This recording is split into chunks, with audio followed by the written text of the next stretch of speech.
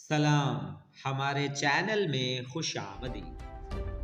तारीख़ आज़ादी हिंद खून खून से अबारत है कि इसको सुनने और सुनाने, पढ़ने और पढ़ाने वाले अफराद बेकरार हो जाते हैं। मगर जब एक तरफ इस कदर संगीन हालात थे तो दूसरी तरफ जवाहरलाल नेहरू और लेडी एडविना माउंटबैटन का प्रेम जोरों शोर से जारी था।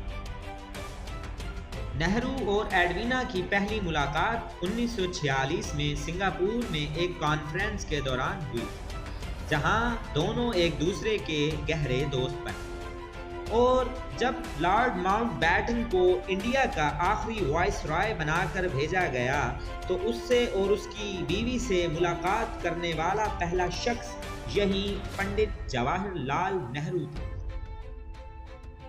नेहरू और एडविना रफ्ता रफ्ता पास आने लगे और प्रेम के गीत गाने लगे।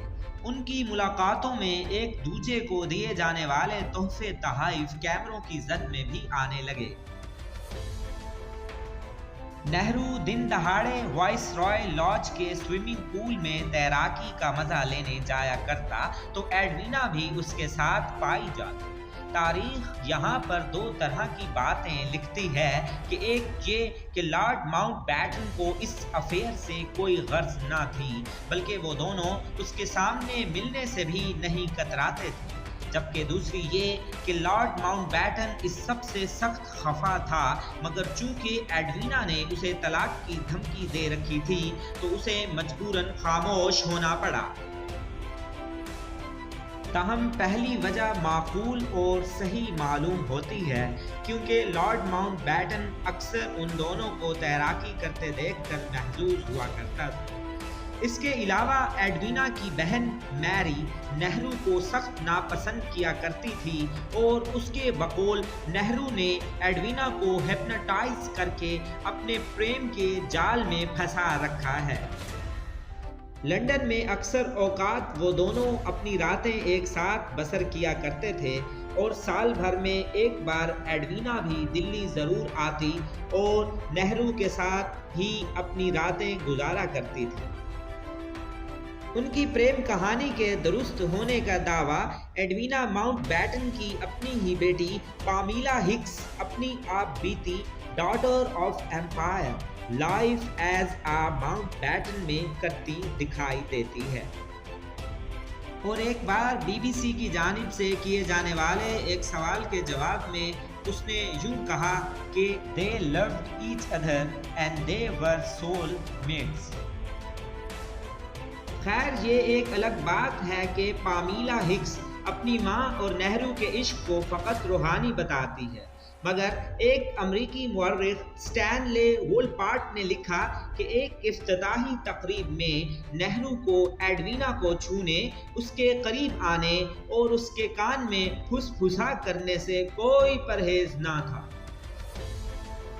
भारत से माउंटबैटन फैमिली की रवानगी से बस एक रात कबल भारत सरकार ने उनके एजाज़ में एक डिनर का एहतमाम किया, जिसमें जवाहरलाल नेहरू ने एडविना के आनर में ऐसी स्पीच की कि जिससे साफ साफ जाहिर होता था कि वो दोनों एक दूसरे के कितने करीब हैं।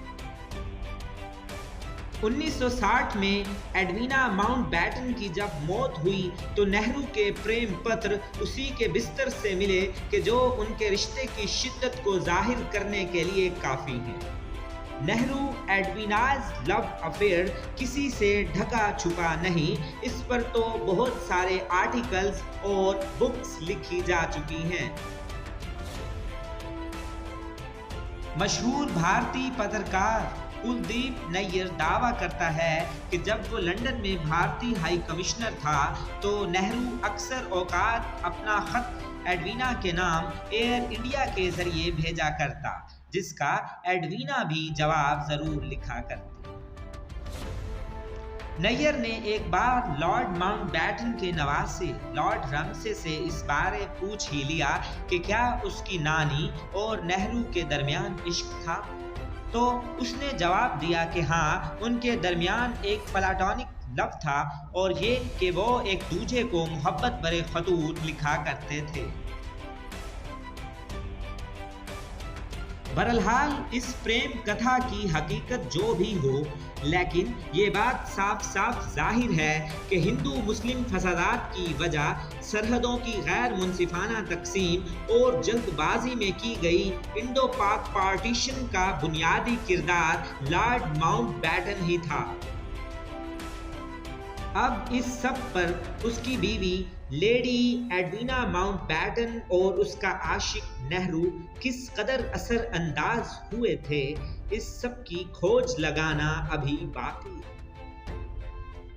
Sources of references for this content: Edwina Ann Nehru, Indian summer and daughter of empire, life as a Mountbatten। शुक्रिया, सब्सक्राइब और लाइक कीजिए। देखते रहिए चैनल हिस्ट्री मिस्ट्री।